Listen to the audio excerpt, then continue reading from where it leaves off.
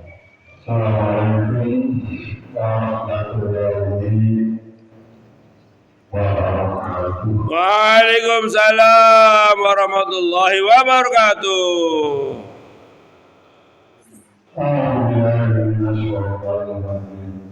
Bismillahirrahmanirrahim. Alhamdulillahirabbil alamin. Puji syukur kepada Allah Sang Penegak penguasa langit dan bumi, Raja pemancar cahaya alam semesta. Salam dan sholawat selalu kami curahkan untuk Rasulullah Sallallahu Alaihi Wasallam. Allahumma sholli alaihi. Keluarganya dan para tak lupa untuk orang mukmin dimanapun berada, baik yang masih di dalam masjid maupun yang sudah di rumah atau di jalan-jalan. Untuk materi pagi ini, sebelum saya sampaikan, mengulas sedikit kemarin tentang sholat tasbih. Saudara-saudaraku yang dirahmati Allah Subhanahu wa Ta'ala, sholat tasbih adalah sholat sunnah yang diajarkan Rasulullah kepada Sayyidina Abbas Ibnu Abdul Muttalib. Sholat tasbih sangat dianjurkan kalau bisa tiap hari atau tiap hari. Tidak bisa tiap hari, 3 hari sekali. Tidak bisa 2 hari sekali, seminggu sekali. Tidak bisa seminggu sekali, sebulan sekali. Tidak bisa sebulan sekali, setahun sekali. Tidak bisa setahun sekali, seumur hidup. Seumur hidup Sekali. sekali. Ya, kembali. Ada 2 waktu untuk mengerjakan sholat tasbih. Bisa dikerjakan di siang hari. Kalau di siang hari bisa langsung 4 rakaat, 1 salam. Kalau malam hari karena malam itu waktunya banyak yang senggang, beda dengan siang, maka malam hari bisa dilakukan 2 rakaat salam, 2 rakaat salam. Sholat ini disebut sholat tasbih karena di dalamnya dibacakan tasbih sebanyak 300 tasbih. 1 rakaat 75. Uraiannya sebagai berikut. Misalnya berdiri, ya. Setelah sholatnya sih sama seperti sholat biasa. Ada takbiratul ihram, ada surat Al-Fatihah, dan surat yang dikehendaki. Apa saja. Setelah membaca surat, baru membaca tasbih 15 kali. Kalau berdiri 15. Subhanallah, alhamdulillah, la ilaha illallah, wallahu akbar. Wala haula wala quwwata illa billahil 15. Kemudian ruku, ya sama bacaannya ruku, subhanallah, walhamdulillah, terus ditambah tasbih 10. Kemudian berdiri, iktidal, setelah membaca iktidal membaca tasbih 10. Kemudian sujud 10, duduk antara 2 sujud 10. Sujud kedua 10. Nah, setelah sujud kedua jangan langsung berdiri, tetapi membaca tasbih dulu 10. Berarti jumlahnya ini 1 rakaat 75. Kalau 4 rakaat berarti 300. Nah itulah saudara-saudara yang dimuliakan Allah Subhanahu wa Ta'ala tentang sholat tasbih. Tentunya masih banyak sholat sunnah lainnya yang belum kita sampaikan. Insya Allah di kesempatan Kali ini. yang lain saya sampaikan. Nah ini pagi ini yang menjadi kajian adalah 4 golongan yang tidak bisa mencium baunya surga. Nah, mencium baunya surga saja tidak bisa, apalagi masuk ke dalam surga. Golongan keempat ini adalah 1 orang yang suka meminum minuman keras. Seperti arak, tuak, dalam bahasa Arabnya si kamar, dan minuman keras sejenis. Golongan ini di akhirat tidak dapat mencium baunya surga, jangankan masuk ke dalam surganya, mencium baunya saja itu tidak bisa. Jadi masih mending kayak kemarin ya, orang gila yang apa? Angin baik. Ya. Kalau angin dari surga maka Enak.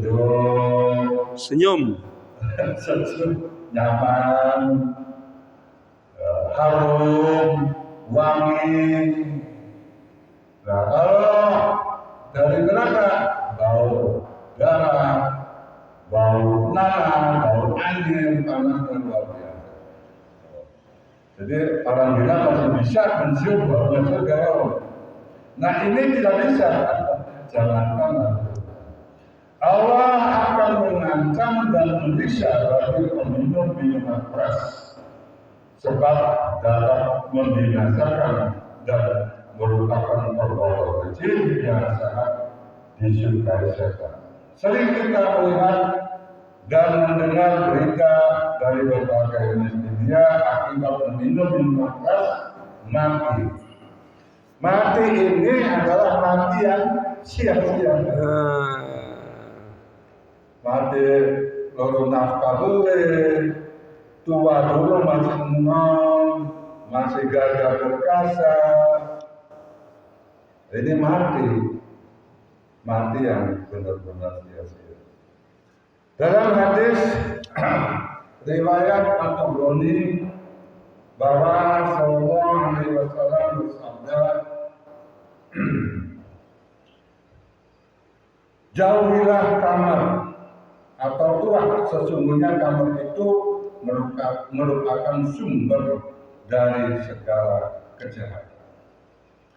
Banyak sekali kejahatan-kejahatan di tengah masyarakat yang diakibatkan dari minuman keras. Bahkan hampir semua tindak kejahatan, tindak kriminal pelakunya adalah meminum tuak atau kamar terlebih dahulu. Ya seperti di sekitar kita kalau mau joget di tempat umum atau di taman itu minum dulu. Supaya apa? Supaya tidak merasa malu, tidak merasa takut, minum dulu. Yang di kampung-kampung saya lihat begitu. Angkat supaya apa? Supaya ya tidak malu, tidak takut dan sebagainya. Jadi minum dulu. Kalau zaman sekarang zaman modern, tuak atau nomor itu dikemas supaya apa?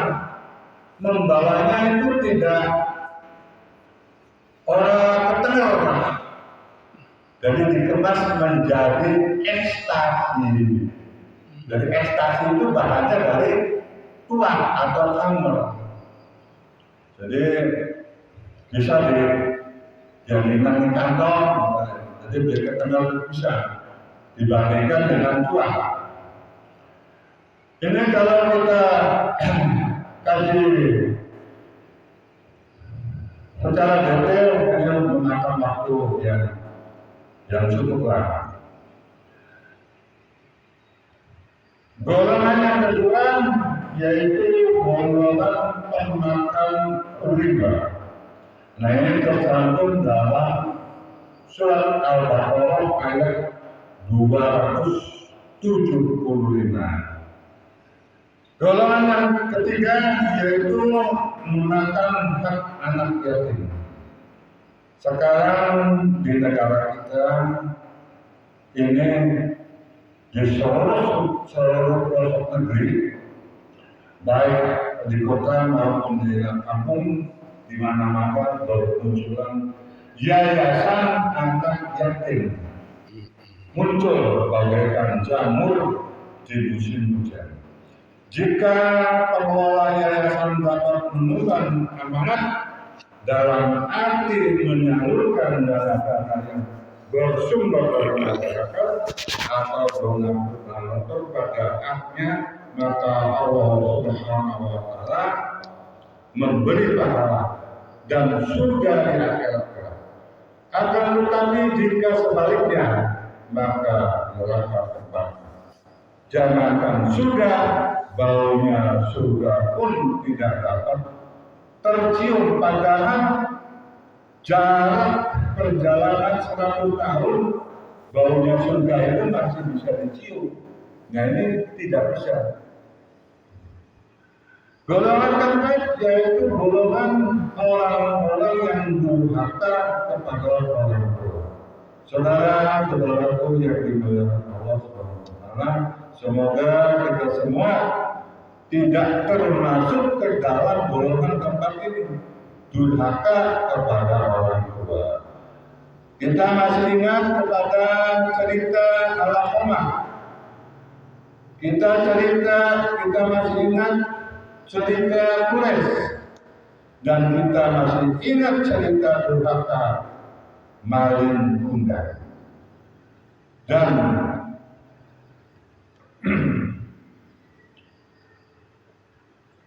kepada orang tua kita harus memuliakan, menghormati, melindungi, menolong, menyayangi, dan menyantuni mereka jika masih hidup. Jika orang tua kita sudah tiada, maka kita ziarahi makam orang tua dan kirim doa kepada orang tua. Nah inilah ciri anak yang berbakti, ciri anak yang soleh kepada orang tua. Begitulah saudara-saudara yang dimuliakan Allah Subhanahu wa Ta'ala yang dapat saya sampaikan. Mudah-mudahan ada manfaatnya, terutama bagi saya sendiri dan bagi pendengar semua. Kita akhiri dengan doa Subhana rabbika rabbil izzati amma yasifun wal mursalin walhamdulillah.